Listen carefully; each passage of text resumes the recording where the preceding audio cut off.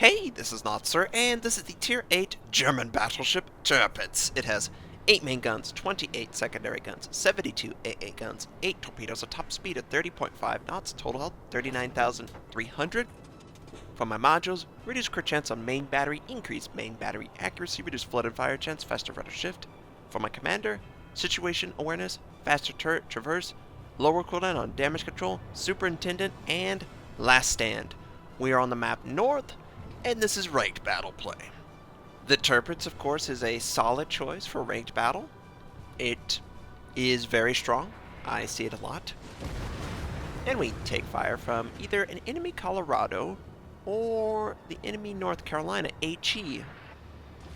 The enemy Otago also fires on our position, but we're pretty healthy considering we are moving forward to not go into A. That would be suicidal. We're moving forward to support our destroyer. We want to show our chest, push it out, say, no one comes this way, or you deal with the Tirpitz. Again, more HE fire from the enemy. Very interesting. I believe that's a battleship firing on us.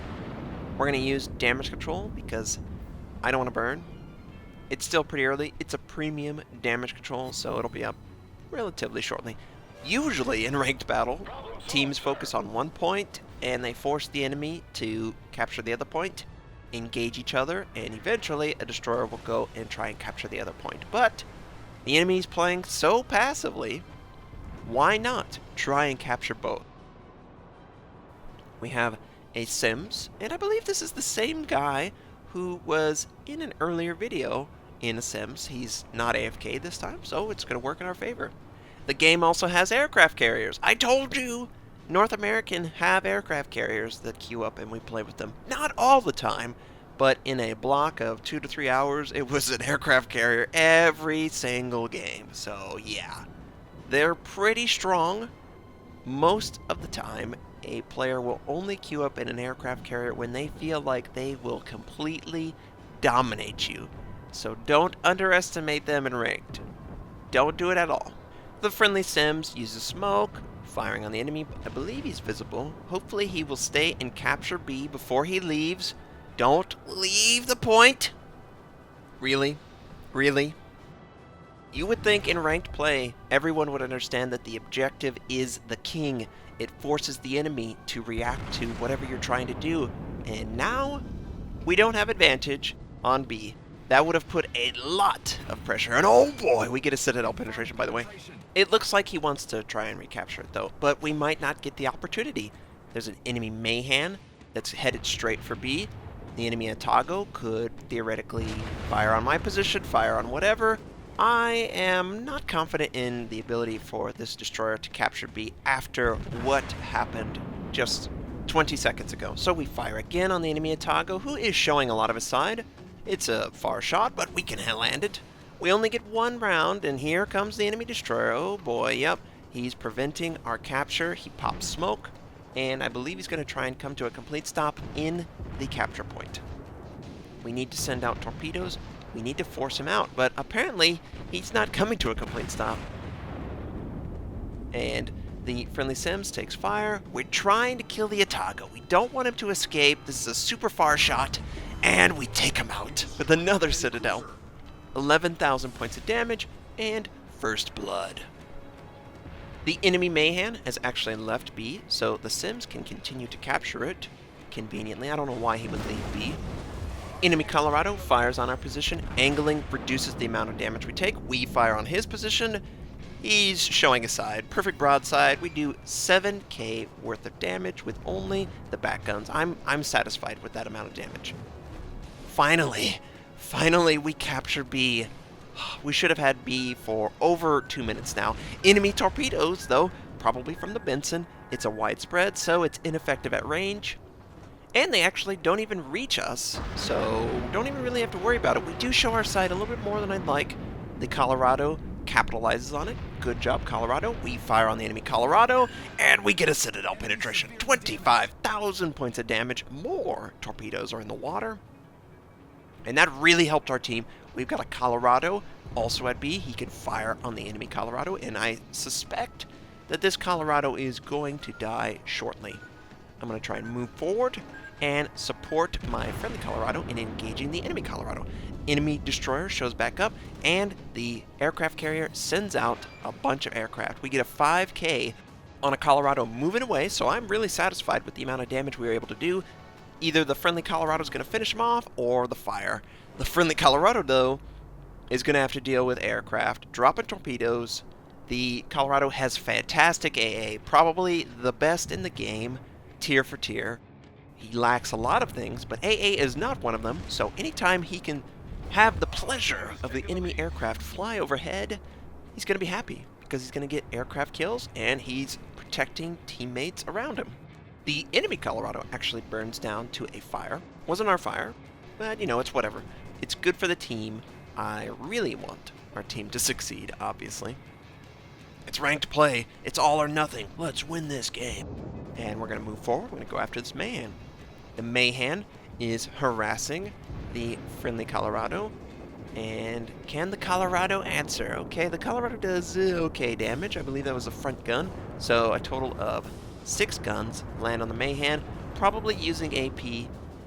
And he fires. Oh, wow. Good job, Colorado. Much better. Good job.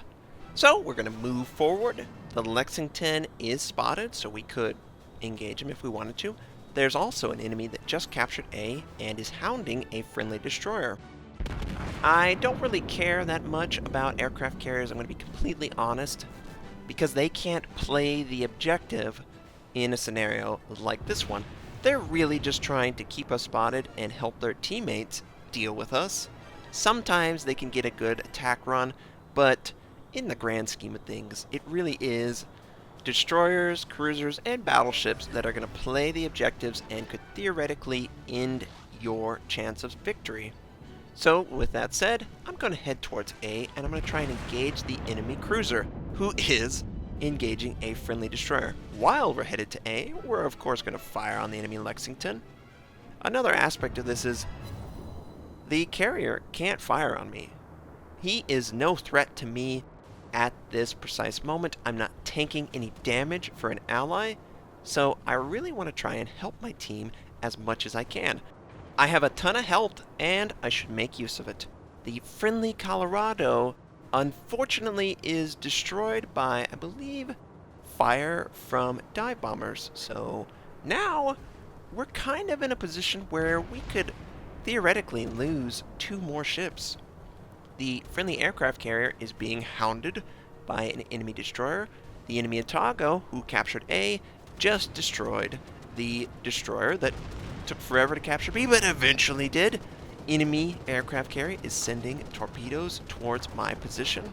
As I'm moving towards A and this enemy Otago, the torpedo attack is going to come. It looks like it's going to be on my port side, just gauging the torpedo on the map. I don't need to look at it to see that. Conveniently, there's an island that can be used to sort of rub up against and protect my port side, and that's exactly what I'm going to do. I'm going to keep the island right up against the port side of my ship. He can't drop his torpedoes. He either has to delay it, allow me to kill his aircraft, or in this example, he drops it and it's completely ineffective. Of course, his dive bombers are super effective. 2 fires and I think 9,000 points of damage. We used damage control and we have to use our heal. But we didn't sustain any damage from the torpedoes, and that's really what counts. Now, the enemy Otago appears to want some of my battleship, and I am just so happy he has interest in going up against me. He's within 5 kilometers. This is Torpedo Alley. He's going to send torpedoes. He's an Otago. He can send them forward. We can send our torpedoes. We get 10,000, but we don't get the Citadel. We send our torpedoes. He stops our ability to capture, and now he's basically reset the cap. We're waiting to reload. We can easily kill this guy in another salvo, and it doesn't look like maybe the torpedoes will get to him. We bring all guns to bear. We fire at the waterline, and 5,800. He's barely alive. It's so annoying. Here is his torpedoes. He sets us on fire, and we're going to easily avoid them. And for some reason, He turns back. Yeah, both sets. He sent out both. Okay, interesting. Yeah, for some reason, I think he's turning back. Yeah, he's turning back. He wants some. Well, guess what, bud? We only need one shell to make contact, and the dispersion is terrible, but only one had to go in the vicinity of a ship. So, we have destroyed the Otago. Enemy destroyer is still hounding the friendly carrier. Enemy battleship is in the northwest side, being hounded by a friendly destroyer, and there's an aircraft carrier in the southeast side of the map. We choose to back up into the point to capture it for our team. The enemy North Carolina is not in line of sight to engage us. The island is blocking most of his shots. Look, most of them hit, 2 pass by, but it's too far forward. It doesn't hit our ship. Enemy dive bombers are incoming though, so we're going to have to deal with that. We have 45 seconds left on damage control to be back up. Our heal is on a 15-second cooldown at this point, so we will definitely make use of that. And here they come. We're going to sustain damage. How much damage are we going to take? Hopefully it's only one fire. One fire, one fire. No fire. Yes. We're able to not have to worry about using damage control right now. The North Carolina still does not have line of sight on us, and another dive bomber shows back up. And notice these are coming kind of south-southwest, so I expect that he has moved to the western side of the map. We will have damage control, though, to put out this fire if we have to. Oh! We've got torpedoes coming. That is not as easy to deal with. We're going to have to capture this, and we're going to have to move forward pronto. We push the gas full throttle forward, and I think I'm going to be able to capture it and get up to top speed relatively quickly. This is taking a little bit longer than I'd hoped. Come on. 10 knots. Can we get up to 20? 20 knots before he gets here. Here comes the attack. Man, I think he's using automatic or something. They're so far back. Looks like we're going to sustain 1 torpedo. The dive bomber gets 3 fires, but of course we capture A. And we're able to use damage control and deal with all of the damage that was coming. And here comes the North Carolina shots. They miss. We're going to continue to keep the island in between our ship and the North Carolina while heading towards the enemy aircraft carrier. The friendly aircraft carrier is still dealing with the enemy destroyer. It doesn't look like any of his attacks have been that successful. It's just interesting that he was able to keep that much distance from the enemy destroyer. Part of that is the speed of Japanese destroyers. They are just slow. If the destroyer was a Soviet destroyer or even a US destroyer, they would have caught him and destroyed him, most likely, in my opinion. But just having a Japanese destroyer trying to chase down a really fast Japanese carrier, it's a recipe for a very long, drawn-out encounter that won't really end up in the manner that they planned on it. The North Carolina is super far away. I don't really care about them right now. We have the advantage of A and B. They have to come back and stop that. They don't have time to do that. The game's won. It's just, will we be able to take out the enemy aircraft carrier? I think he's over behind this island, and I don't know if I have time to kill him, but I'm going to try. It's definitely worth it if I could snag me a Lexington. But, you know, overall, the game's won. And we did a pretty good job of making sure we won the objective. Anytime you see an enemy using empty spaces in the map, you need to punish that by taking the objective and forcing them to play the map correctly, especially in ranked. Enemy dive bombers incoming. Damage control is available. We use our heal, of course. We have 1 more to go. He's going to land a lot of damage, and we most likely will be able to use damage control if possible.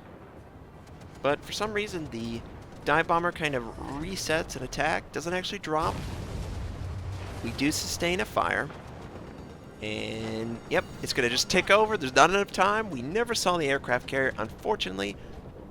It's always nice to win games, though, and be a contributor. And this was, I think this was after the Otago game that I posted yesterday, but before the rank 5, so don't worry. Over 500,000 credits earned. It's a premium. 2 kills, high caliber, devastating. 2,255 base XP, just hard carry. And we did somewhere in the realm of 90,000 points of damage, so just a solid game overall. The Tirpitz is a solid ship for ranked play. I hope you enjoyed this particular ranked battle. I hope you have a fantastic day, and I'll catch you next time.